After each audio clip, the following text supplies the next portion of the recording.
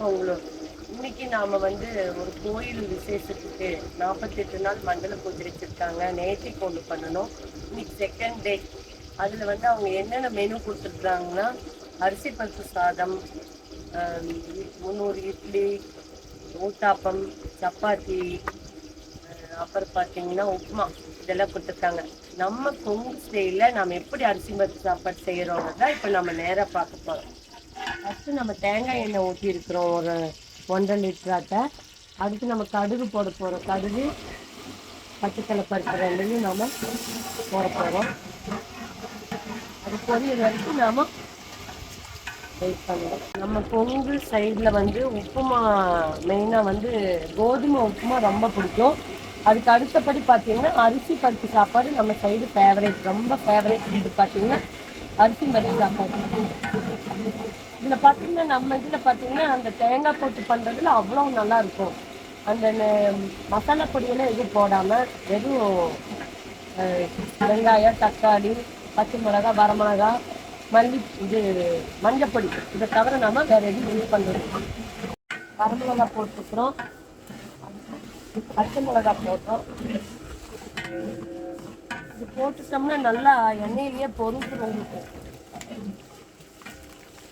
காரம் பார்த்தீங்கன்னா நல்லா இறங்கிடும். அதனால தான் முதல்லையே நாம் வரமிளகா, பச்சை மிளகா போட்டோம்.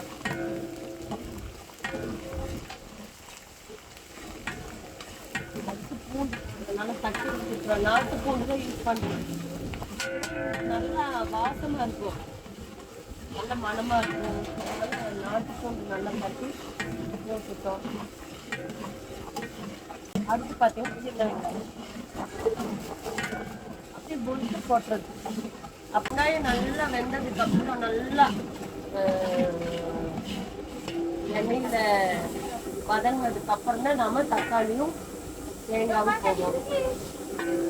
பார்த்தீங்களா, வெங்காயம் எல்லாம் நல்லா வதங்கிடுச்சு. இப்போ நாம் தக்காளி போடுறோம். கொஞ்சம் உப்பு போடுறோம், ஏன்னா வெங்காயம் தக்காளி சீக்கிரமாக வதங்கணுன்னா நம்ம கொஞ்சம் உப்பு போட்டுக்கலாம். அப்புறம் வேணால் நம்ம எந்த தேவைக்கேற்ப உப்பு போட்டுக்கலாம். இப்போ இதுக்களவாக நம்ம உப்பு கலக்கிக்கிறோம். நீங்கள் இந்த பருப்பு அரிசி சாப்பாடு இது நாங்கள் நிறைய பேர்த்துக்கு வேணும் அப்படிங்கிறதுனால, 100 பேர்த்துக்கு வேணுங்கிறதுனால நாங்கள் இந்த அளவு பண்ணுறோம். இதே நம்ம வீட்டுக்கு அளவாக வேணும்னா நம்ம குக்கர்லேயே வந்து 3 விசில் விட்டால் போதும், எல்லாம் போட்டு. இப்போ நாம் 2 ஸ்பூன் மஞ்சள் தூள் போடுறோம்.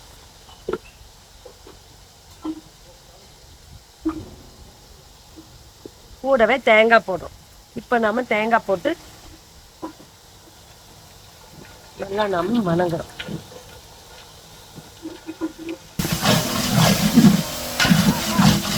இதில் நம்ம தண்ணி ஊற்றிருக்கிறோம்.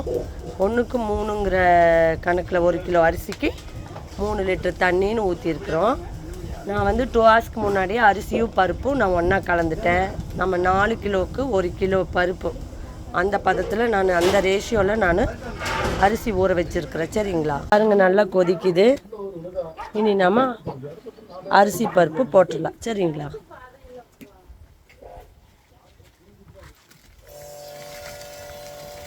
நீங்கள் இந்த அரிசி பருப்பு மினிமம் 2 ஹவர்ஸ் ஆனாலும் ஊறி இருந்தால் தான் உங்களுக்கு வந்து நல்ல ஒரு சாப்பாடு ஒட்டாமல் அப்படியே உதிரி உதிரியாக வரும் தம் பண்ணும்போது.